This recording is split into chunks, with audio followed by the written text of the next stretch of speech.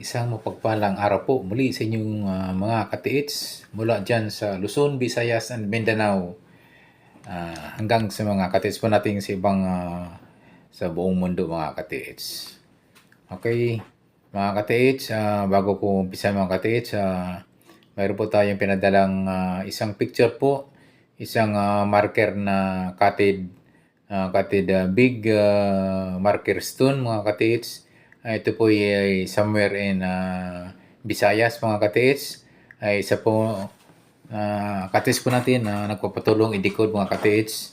Ito po ay isang flat wall na bato na ito ay nasa palagitnaan po ng bundok mga katiits. So maganda ito mga katiits kasi nga itong bundok nito ay parang mag-isa lang ito sa kinalalagyan niya mga katiits. So wala po itong mga ibang kasamang bato na pwedeng countersign, na pwedeng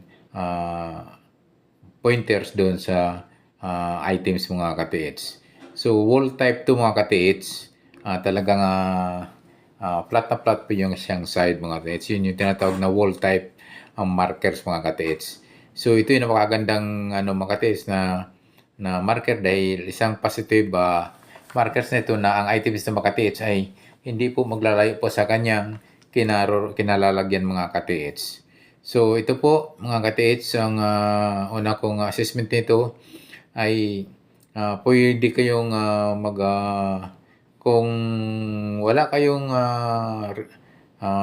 treasure hunting equipment katiits na itong nagpapadala nito, ang gagawin nyo po mga katiits ay hukayin nyo mga katiits yung mismong harapan nito mga katiits. So itong bandang east mga katiits, hukayin nyo ito mga 1 meter. 1 meter lang ang layo or 1.5 meters ang layo mula dun sa bato na flat wall na markers na bato katiits. So ito ay magandang sinyalis to mga katiits kasi nga itong bato nito ay mukhang talagang ano siya talagang ito'y tunay na bato na hindi siya pwedeng buhatin o i-move o ililipat ng sinuman at sobra kasing laki nitong marker stone nito mga katiits. So posibleng ang items ng mga katiits ay nasa kanyang tagiliran lang mga katiits. So pwede kayong maghukay mga katiits mismo ang distansya mula dun sa kanyang wall type na bato ay mga 1 meter lang mga katiits. Hukayin nyo mga katiits yan. Posibleng may items yan mga katiits sa kanyang harapan. So magtestig po kayo dyan mga katiits ng 1 meter to 1.5 meters ang deep, ang lalim mga katiits. So yun nga yung una kong assessment, una kong tingin dito mga katiits na pwede niyong hukayin yung harapan yan. Okay, ang pangalawa mga katiits, i-try nyo po yung mga katiits, yung bandang, ito yung unang gagawin nyo yung bandang east. So 1 meter lang mga katiits, pwede kayo mag-tisdig dyan mga katiits. Ngayon kung pwede rin kayong magtisdig doon bandang north, ganun din mga katiits. Huwag na kayong lalayo sa bato. 1 meter din ang layo mula sa bato nitong markers na bato na ito. So, same dito po sa opposite ng north, yung kanyang south. Mga 1 meter lang din mga katiits. Magtisdig po kayo dyan ng 1 meter to 1.5 meters ang lalim, yung deep niya.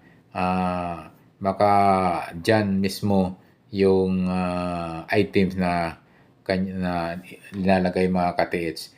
Kasi nga yung kung bakit yun yung east lang yung harap at north din yung south. Kasi yung parang west niya ay parang wala na siya.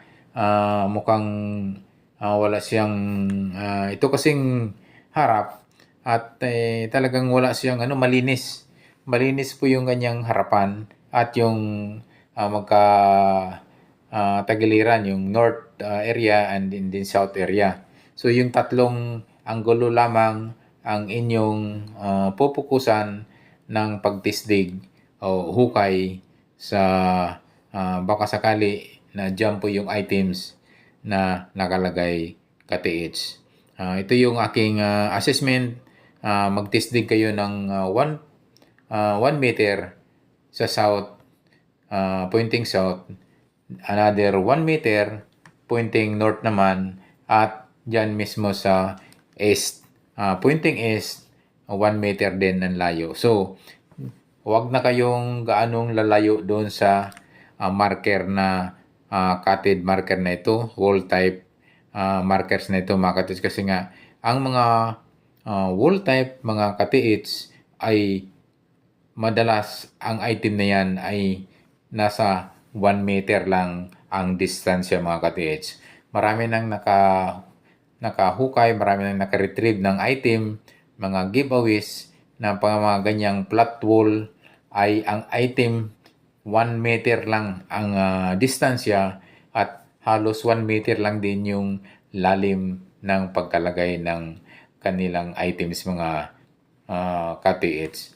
So, good news at mukhang maganda po itong marker nito, flat wall, at nasa side lang ang nasa mismong hindi na kayo lalayo sa batong nito, marker na ito mga ka-TH. So, napakaganda itong marker nito.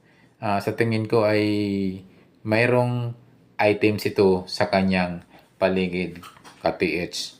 So, ganon yung aking assessment dito. Yung tatlong anggulo lamang po ang inyong pukusan na itisdig mga ka-TH. So, yung mga iba pa nating ka-TH, sana ay kapag inyong napanood nito, pwede rin kayo mag-comments sa aking comment section para matulungan po natin i-decode ang kanyang pinadalang picture na wall-cutted flat wall na stone marker ka-TH. So, ang ka-TH, sana po ay ating matulungan ang itong nagpadala nito na ma-decode yung kanyang pwedeng possible item na kinalalagyan nito mga ka-TH. So, comments lang po kayo mga ka-TH sa baba sa comment section kung ano po pa ang pwedeng possibilities na pwedeng pagtaguan ng items mga ka-TH. Kasi nga mga ka-TH, ayon sa nagpapadala nito ay wala silang gamit na treasure hunting equipment. Ang gagawin lang nila ay talagang mag-tisdig at maghukay sila sa area na ating ginaguide o sa ating dinikod kung saan banda yung items na possible mga ka-TH. So, maganda sana ito mga ka-TH kung meron silang treasure hunting equipment like metal detector or scanner locator. Madali pong malocate po yung item, lalong-lalo na kung pag mga ganitong wall type na stone marker ay nasa tabi lang mismo talaga ang item nito mga ka-TH. Kasi marami ng mga ka-TH natin naka-retrieve, nakakuha ng mga wall type marker, stone ay hindi po naglalayo talaga. Nasa mismong 1 meter lang ang lalim at ang distansya ng item na kanilang na-retrieve mga ka-TH. So mga ka-TH, sabi ko nga, ang decoding ay hindi po talaga accurate yan, hindi talaga 100% na malugit po yung items kung saan po nakalagay, at yun ay ating analysis lang kung paano natin ma-analysa yung kanyang posisyon, yung kanyang pagkalagay ng marker. So yun lang talaga mga ka-TH na hindi tayo talaga aasa ng sure o 100% na ma-locate po natin yung items. Kaya nga mga ka-TH, ang aking assessment dito, tatlong anggulo lamang mga ka-TH. Kasi nga wala kayong gamit, wala kayong metal detector, wala kayong scanner, locator na pwede nyong sana ay quick detection sana at madaling makita yung items at isang hukayan na lang mga ka-TH. So yung muli mga ka-TH ay aking inuulit, tatlong area lang ang inyong pwedeng magtisdig. Yung north na 1 meter lang ang layo, wag na kayo maglalayo mismo sa north area. Then yung opposite, yung south point, 1 meter din, itisdig nyo. Pwede nyo itisdig ng 1 meter lalim, deep. Then yung kanyang harapan.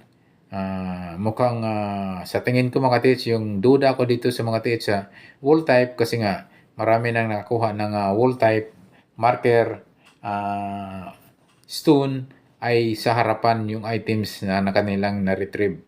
1 meter lang talaga ang distansya mga ka-TH. So yun yung maganda rito dahil mukhang napakaganda ng marker na ito na flat wall marker stone na ito mga ka-TH na yung pinapadala at pinapadikot po sa amin mga ka-TH.